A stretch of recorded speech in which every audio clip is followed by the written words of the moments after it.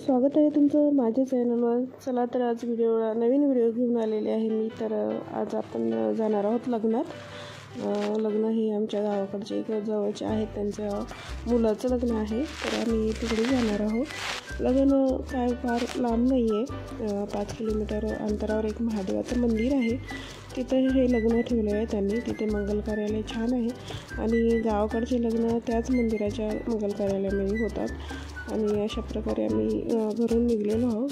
12 वाजताचं लग्न होतं. 11:30ला घरून निघालोत, कारण 5 किलोमीटर अंतरावर असल्यामुळे जास्त वेळ लागणार नाही आणि रस्ता पण खूप चांगला होता. त्यामुळे आम्ही सगळे जायसाठी निघालोत आणि 10 मिनटात तिथे पोहोचलो. अशा प्रकारे पाहू शकतात, रस्ता खूप चांगला झालेला आहे, आत्ताच बनवलेला आहे त्यांनी.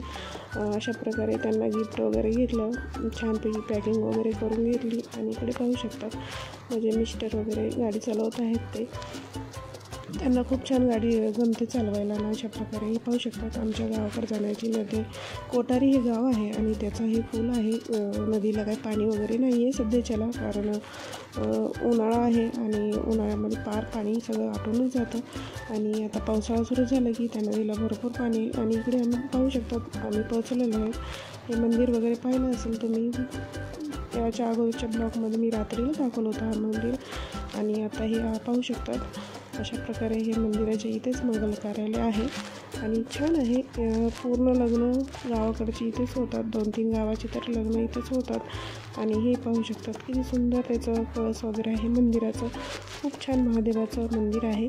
आणि याचा व्हिडिओ मी नंतर एखाद्या वेळेस तुम्हाला नक्कीच शूट करून अपलोड करील. अशा इकडे पाहू शकतात आम्ही पोहोचलोत आणि इकडे आता आपल्याला जायचं आहे आतमध्ये.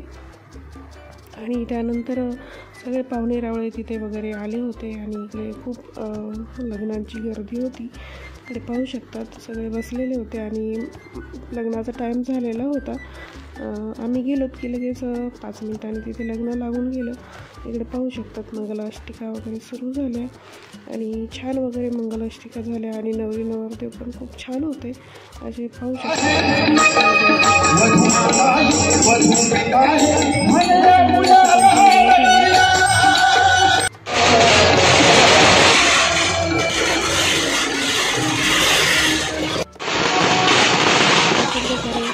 इकडे फटाके वगैरे त्यांनी छान प्रकारे लावून घेतले. आणि इकडे पाहू शकतात नवरी नवरदेवाने एकमेकाला हार घालून घेतला आणि खूप सुंदर असा हा विवाह सोहळा संपन्न झाला. आणि त्यानंतर आम्ही तिथून आलोत आणि नवरदेवाला भेट वगैरे दिली आणि त्यांना कॉंग्रॅच्युलेशन वगैरे, हॅपी मॅरिड लाईफ असं म्हणून तिथून निघालो. आणि इकडे पाहू शकतात जेवणासाठी आलो होतो, हे जेवायला तिथे मेनू होते. अशा प्रकारे छानपैकी जेवण केलं आणि परत आम्ही घरी निघण्यासाठी निघालो. आणि निघताना तिथे पाऊस सुरू झाला, थोडा थेंब चालूच होता आणि छान वाटत होतं. पाऊस सुरू झाला होता, छान वाटत होतं. आणि अशा प्रकारे छानपैकी लग्न एन्जॉय केलं आणि आम्ही तिथून